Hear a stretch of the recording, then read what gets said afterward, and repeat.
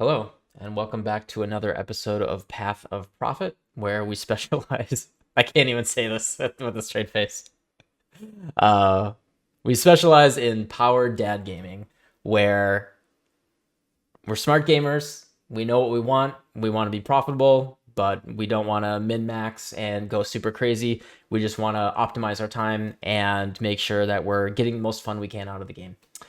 Um, we're smart enough to research strategies, but we're only going to put a little bit of time in setting it up. We only have a few hours, and we want to make sure that those few hours are used wisely. So on this episode, we farmed Legion and New Vastir along with the Rogue Exile nodes, and kind of using a little bit of that. I think we got a little boost of it, especially with getting map drops. But I think that this is, as you can tell, this is mostly a Legion test. So let's get into it and take a look.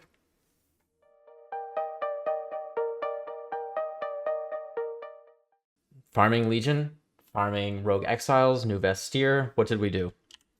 So my original idea was I really wanted to check out Total Anarchy and Rogue Trader.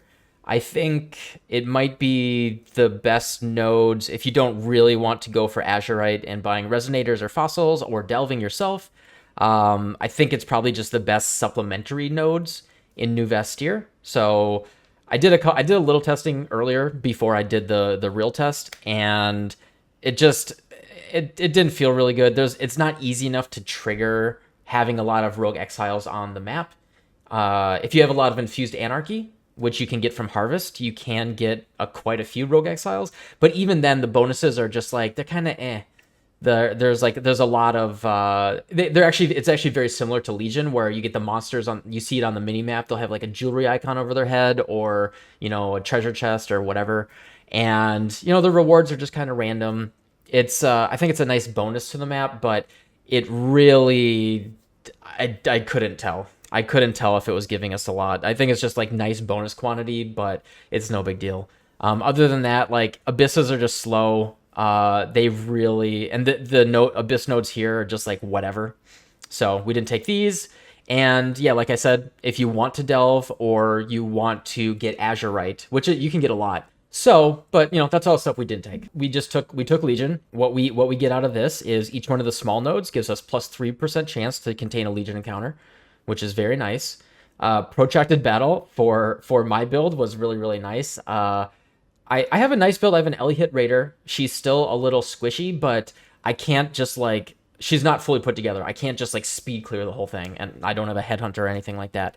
So protracted battle was actually really, really nice for just having 50% more time. I full cleared, like most of the legions, I got all of the monsters. I was able to trigger every single one. And then we have war supplies, which just boom, guaranteed war horde, incredible. And then emblematic. This one was huge. We got a lot of emblems that just dropped raw out of the war hordes. It was crazy. It was really, really cool. Like every single time one of these drops, you get the exalt sound, and yeah, it's like real money. These are 60 chaos each, and then these are 45. Like legit real money on these. So that's all it is for the nodes that we take on New Vestir. Now, what we do after that is for the Watchstones. I had originally bought overpaid, and I bought expensive Watchstones that have a chance to give you a Rogue Exile. I think I might still have one. Yeah, areas have a 20% chance to have an additional Rogue Exile. I think it goes up to 25 with tier 1. It's like whatever, and it doesn't say increase, so I don't even know if they stack if you have 4 of them. I have 4 of them. I'm trying to sell them. I don't know if anyone would ever buy them. It was a waste of my money. So I ran a few maps before I did the experiment with 4 of them in. So I had almost 100%. It said 100% chance. And, yeah, so you get like 2 Rogue Exiles, on average. Like what big deal. Cause they have the chance to appear in pairs. So you get like 2 Rogue Exiles, like one of them drops like jewelry, whatever. I honestly think that it's just like, it's a dud. So this is effectively a non-Watchstone. The key is we got these guys here. So we got these platinums with, I got really lucky. I hit this in 2 alterations. We hit tier 1 Legion counters have increased chance with a Maraketh army. We have also a 60% chance to include a Templar army, and we have another 56% chance to include a Maraketh army. That it just like, and that's why it looks like this. And we could optimize this even further, obviously. Like we could have, two tier 1 Marakeths and two tier 1 Templars, and then we're really chilling with the money. Like, some of these red, orange, and whites would also be yellow and green, would just be really good, really, really good profits. So yeah, that was the setup. So that, in contrast to the previous strategies, I guess delve is the simplest, where you just you go somewhere, you get sulfite, you delve. Then after that, like heist required like leveling up all your rogues and gearing them a little bit. But once you gear them, you're kind of just like doing contracts, doing blueprints, and going. And then Atoll was more like, it's about the balance. Like, if we're on the power dad gaming spectrum, right? Like there's the initial setup stuff, and then there's the actual running the content, and like how much effort and challenge is in each side of that.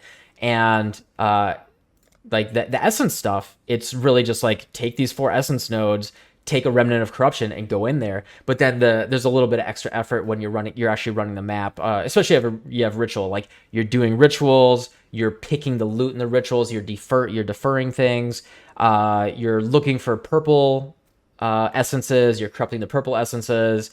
Some of them can, on super rippy maps, like a 5 essence monster is like legit a hard monster to kill.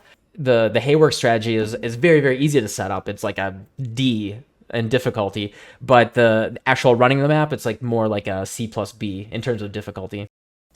Whereas the new Vastir strategy is, it's kind of just it's like a C on both counts, I would say, where like setting it up was not that bad, but we did kind of have to optimize the maps that we ran. And so this is, I was trying to smoothly segue into this. Yeah, this is the best I could do. Sorry.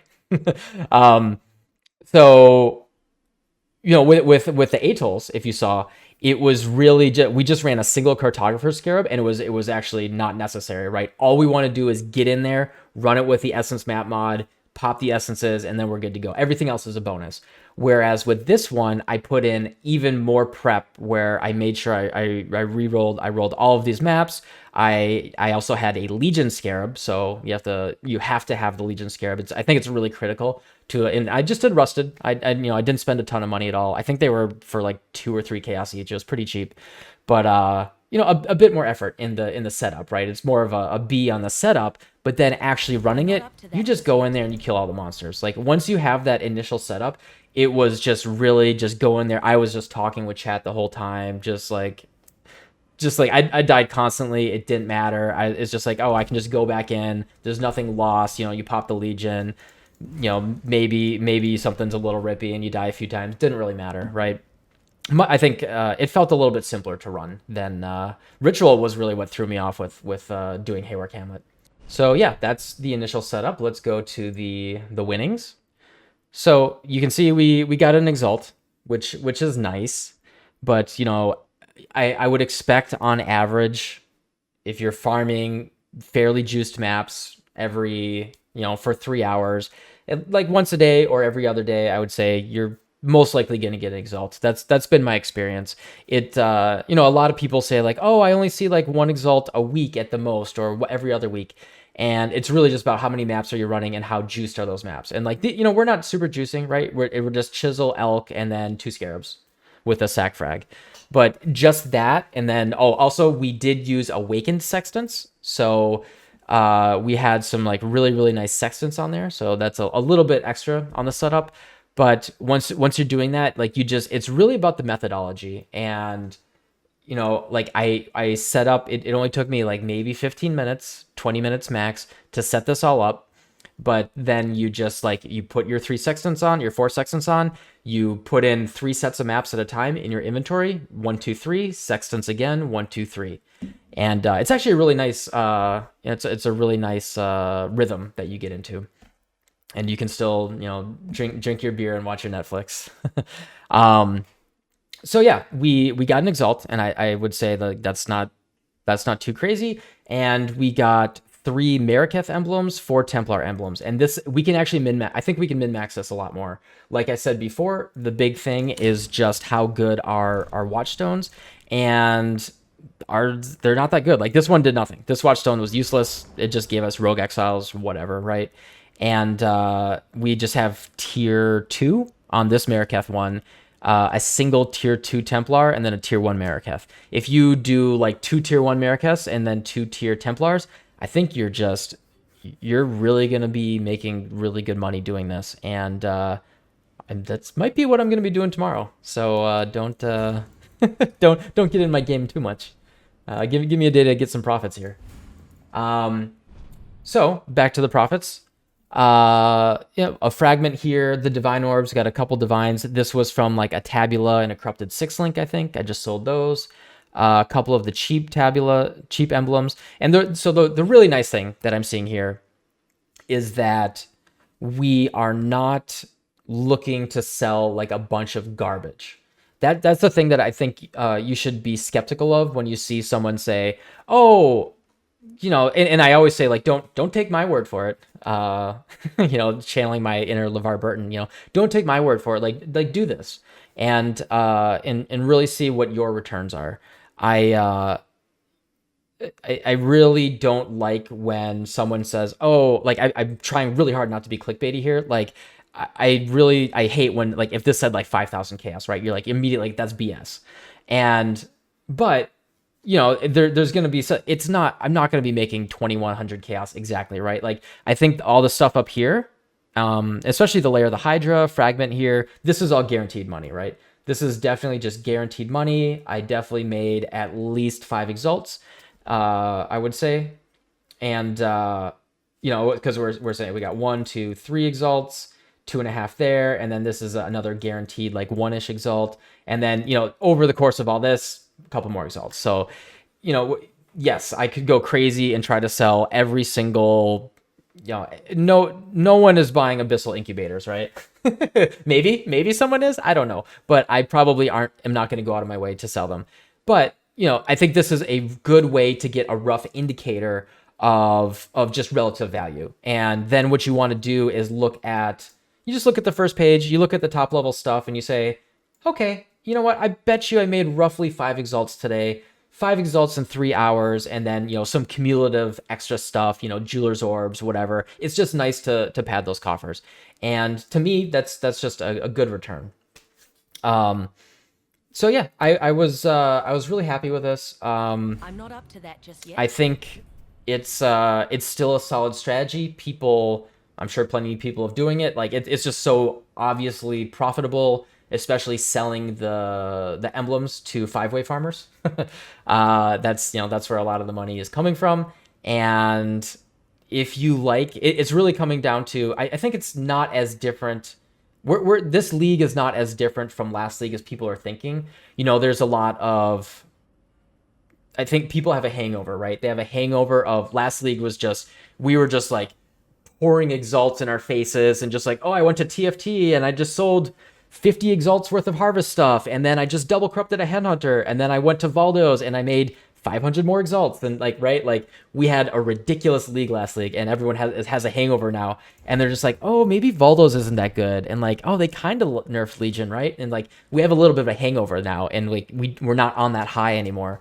But this is part of why I'm doing this series, is I think we can still tease out what's good. There's still, I also just want to show, like, we can still bounce between all the different content and find what is the most fun for us to do that is profitable for us, right? Like, even though essences were more profitable on paper, if you don't have fun doing that and you find the micromanagement of it annoying, but you just like going to Legion, you like popping the big full screen of monsters, and that's more fun to you. Even if on paper it's a little bit less money, you're having fun, you're going to do it for longer.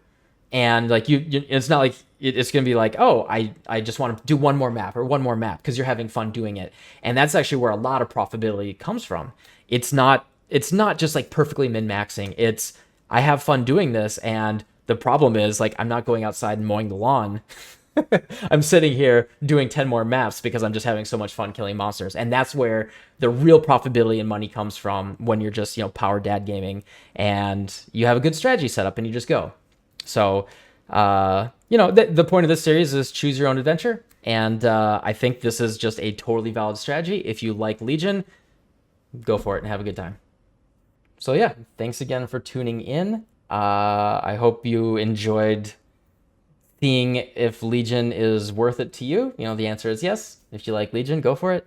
And yeah, I have a lot more ideas on the plate. So if you liked it, get subscribed and follow along my journey here and just seeing what's good in 3.14.